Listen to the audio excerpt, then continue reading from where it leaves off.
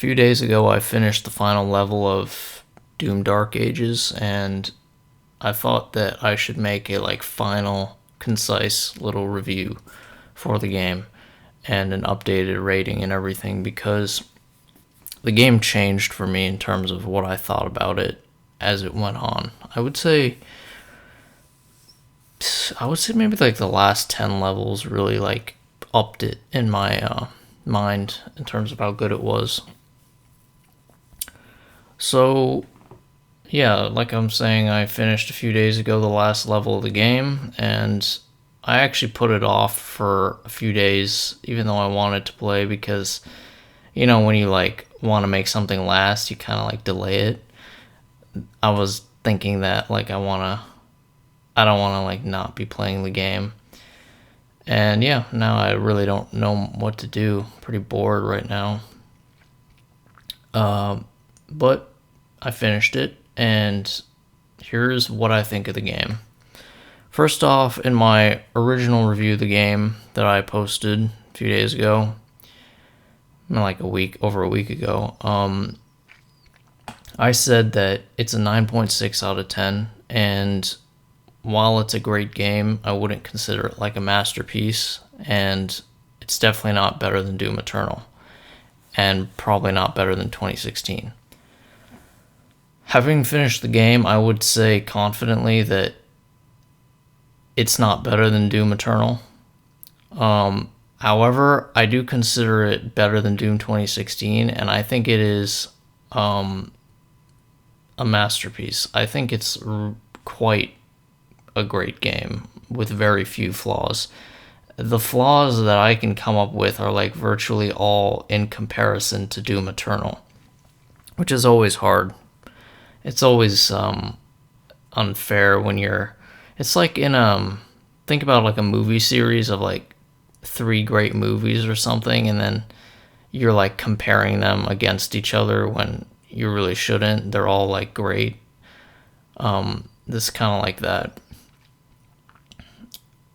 So I would give this game an actual 9.8 out of 10.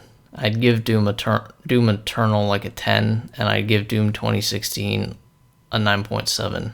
I think this trilogy of games is actually quite an accomplishment. I honestly think they're pretty perfect, but I do think it peaked in Doom Eternal. And let me talk about why I up the rating and what I think about the game.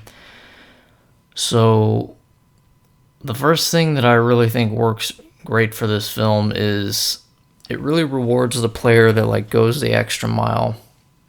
Whether it's someone that finds all the secret rooms, collects the gold, does the upgrades, gets the rubies and I think they're called wraith stones for the upgrades. It really feels like you can really do great if you try hard. Another thing, I think it rewards you for mastery of some of the more complicated stuff in the game, timing your blocks and getting really good combos, which I feel is the bread and butter of this game. I feel like the block is more important than shooting sometimes. Obviously, it's not, but you can really become very OP. Some of the shield combos I've done in this game really almost make you quite proud. You're wow, I did that. It's sick, and it totally changes the game if you just get the shield combos right and really time it perfectly with some of the harder demons. And yeah, so those are the two things that I would point out. If you try harder, you really get rewarded. Level design is really good, but I would say not as good as Doom Eternal. Bosses, towards the end, they become really good. I thought that they could have gotten really good earlier for me. And another criticism is I felt the last level was not hard enough. I thought the second to last level was better, actually. And now here's a big thing I liked in this game. I've said in the past,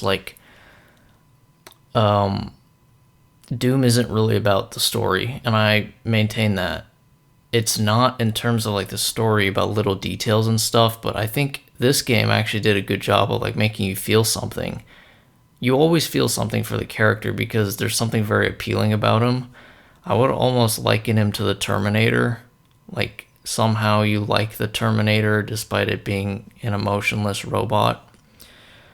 But this, especially when they killed the dragon in the second to last episode, I was like legitimately like pissed. I was like, what? They actually killed the dragon? Because he's kind of like your pet and he's kind of cute and stuff, and it's just a really cool thing they added to the game. And yeah, so I would give the game huge props for that. Fun fact, this game is so good that I actually broke my mouse playing it.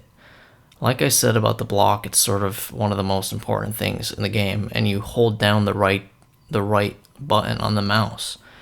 And it stopped working for me when I was playing the game, and I had to go buy a new mouse. And I just had to stop for a few hours and go to Best Buy because you really can't play this game without the block. It's just not going to be fun. And the areas where it really tops both games is graphics. I think the graphics were incredible.